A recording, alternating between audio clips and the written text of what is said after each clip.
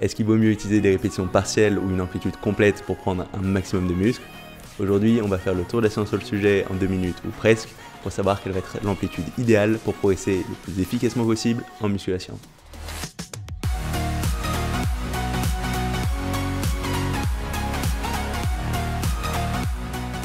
Salut, ici Nico et bienvenue dans un nouvel épisode de ma mini-série 2 minutes science dans laquelle je réponds à une question de la musculation en faisant le tour de la science sur le sujet en 2 minutes ou presque. Et aujourd'hui, on va parler de l'amplitude de tes répétitions et plus précisément de savoir si faire des répétitions partielles, c'est-à-dire ne pas avoir une amplitude complète, ça peut être positif d'un point de vue hypertrophie ou si au contraire, il faut à tout prix avoir cette amplitude la plus grande possible. Et je pense que tu t'es déjà probablement rendu compte que si tu n'avais pas l'amplitude la plus grande possible, mais que si tu la limitais, c'était plus facile d'avoir une bonne congestion, d'avoir de bonnes sensations, mais est-ce que ça va se transformer en termes d'hypertrophie? Il y a certaines personnes qui vont dire que oui, que faire ces partiels ça va être super, ça va être très positif, alors qu'il y en a d'autres qui au contraire vont dire que c'est absolument essentiel d'avoir la meilleure amplitude possible pour un développement efficace et harmonieux. Mais qu'est-ce que dit exactement la science à ce sujet? Eh ben, c'est ce que je suis allé voir. Comme d'habitude, j'ai essayé de trouver un maximum d'informations sur le sujet et je t'ai sélectionné les recherches que je jugeais les plus pertinentes pour que tu puisses te faire une idée. Si tu as envie d'aller voir de quelle recherche il s'agit, tu peux cliquer dans la description et tu retrouveras toutes les références et les liens vers ces études. Donc maintenant, il ne reste plus qu'à lancer le chrono et aller voir ce que dit la science sur cette amplitude en musculation. C'est parti! Tout d'abord, j'ai trouvé un certain nombre d'études qui semblent indiquer que de façon générale, avoir une plus grande amplitude, c'était associé avec plus d'hypertrophie et plus de force. Et ça a été notamment mis en avant concernant le bas du corps dans une étude de 2014 par McMahon et ses collègues qui ont suivi de jeunes hommes pendant 8 semaines qui entraînaient le bas du corps 3 fois par semaine avec des séances très classiques, avec du squat, du leg press, du leg extension et des formats de 3 séries pour 10 répétitions. Et ils ont séparé ces pratiquants en 2 groupes, avec un groupe qui avait une amplitude la plus longue possible et un groupe qui avait une amplitude réduite. Et ce qui en est ressorti à l'issue de ces 8 semaines, c'est que les 2 groupes ont tous les 2 progressé, que ce soit au niveau de la force ou au niveau de l'hypertrophie, mais que le groupe qui avait l'amplitude la plus grande avait une augmentation plus importante, en particulier en ce qui concernait la prise de masse.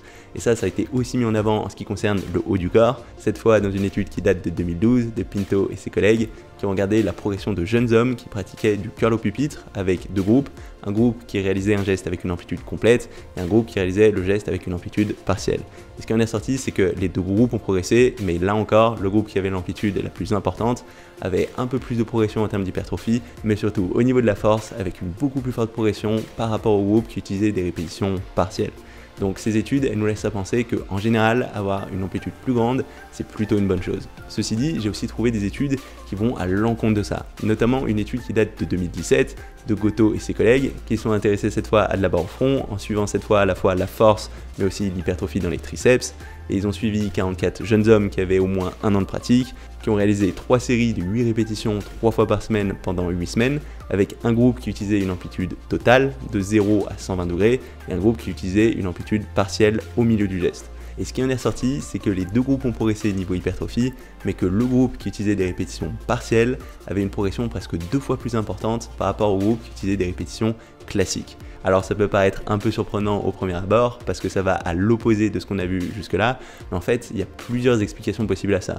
Déjà, la première chose, c'est l'exercice en soi, parce que dans cet exercice de la barre au front, quand on utilise une amplitude complète, on perd la tension tout en haut du geste, alors que le groupe qui utilise des répétitions partielles garde une tension continue tout au long du geste. Donc ça aura tendance à favoriser les répétitions partielles en permettant cette tension continue, alors que c'est un facteur qu'on ne retrouvera pas forcément dans les autres études, comme sur le curl au pupitre, comme on l'a vu dans l'étude de Pinto de 2012, où là, pour le coup, que ce soit sur l'amplitude complète ou l'amplitude partielle, on aura toujours une tension continue. Donc là, c'est un petit peu particulier.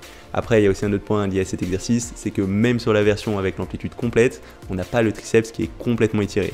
Alors que le fait d'avoir un muscle complètement étiré, ça va être très favorable d'un point de vue hypertrophie, et ça a tendance à jouer en faveur d'une amplitude complète sur beaucoup d'exercices. Et ça a été notamment mis en avant, encore une fois, par McMahon et ses collègues en 2014, qui ont comparé des partiels sur le bas du corps, avec un groupe où ces répétitions partielles sont situées proches de la phase d'étirement, et un groupe où ces répétitions partielles sont situées proches de la phase de contraction. Et ce qui en est sorti, c'est que le groupe qui réalisait ces répétitions partielles proches de la phase d'étirement avait sensiblement plus d'hypertrophie par rapport au groupe qui avait des répétitions partielles proches de la phase de contraction. Donc a priori, avoir une amplitude qui permette de complètement étirer le muscle qu'on veut cibler est un vrai avantage niveau hypertrophie.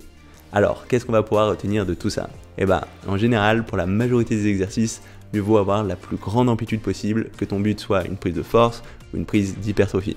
Ceci dit, comme on l'a vu, il y a quelques exceptions. Dans le cas des exercices où avoir une amplitude complète te fait perdre l'attention dans le muscle que tu veux travailler, ça peut être intéressant de limiter ton amplitude et d'avoir une amplitude partielle sur l'amplitude qui te permet de conserver l'attention sur le muscle que tu veux travailler. Donc par exemple, dans le cas de la barre au front, c'est mieux de ne pas avoir une amplitude complète, de ne pas aller jusqu'à verrouiller tes coudes. Je pense que ce sera aussi assez vrai sur le développé couché. T'as pas besoin d'aller jusqu'au bout de verrouiller tes coudes, sinon tu perds ta tension dans tes pectoraux, et ce sera vrai sur pas mal d'exercices, que ce soit à la barre ou aux haltères.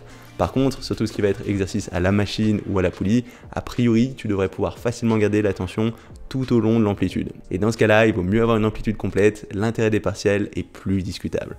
Donc voilà, ça va être tout pour cette vidéo. Si jamais elle t'a plu, n'hésite pas à mettre un petit pouce bleu ou un petit commentaire. En particulier, si tu as des expériences ou des ressources en lien avec ce thème, je pense que ça peut intéresser tout le monde. Si t'es pas encore inscrit à ma chaîne YouTube, n'hésite pas à le faire maintenant pour savoir quand je sortirai de nouvelles vidéos. Tous les lundis à 18 h, je sors un autre épisode de cette mini-série 2 minutes science. Et le jeudi à 18 h, je sors des vidéos un peu différentes où j'essaye plus de parler de mon expérience. Donc si t'es pas encore abonné, n'hésite pas à le faire maintenant pour pas rater ces vidéos. C'est tout pour aujourd'hui et on se retrouve très rapidement. Salut!